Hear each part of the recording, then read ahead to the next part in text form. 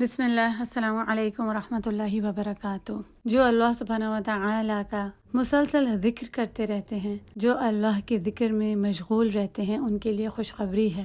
رسول اللہ صلی اللہ علیہ وسلم نے فرمایا کہ بے شک اللہ کے بہترین بندے یوم القیامہ میں وہ ہوں گے جو لگاتار اس کی تعریف بیان کرتے ہیں، اس کے ذکر میں مشغول رہتے ہیں۔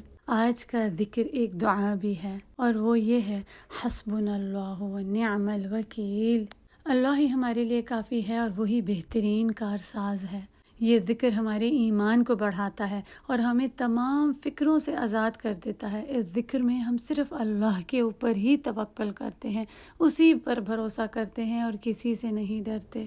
سورہ آل عمران کی آیہ نمبر 173 میں آتا ہے کہ جب مومنین کو ڈرایا گیا کہ تمہارے خلاف تو ایک آرمی تیار ہو رہی ہے، تو اس بات سے ان کے ایمان ہی میں صرف اضافہ ہوا، وہ کسی سے نہیں ڈرے اور ان کا ایمان ہی بڑھتا گیا، اور وہ بولے: حسبنا اللہ و نعم الوکیل۔ ہمارے لیے اللہ ہی کافی ہے اور وہی بہترین کارساز ہے۔ وآخر دعوانا ان الحمد للہ رب العالمین۔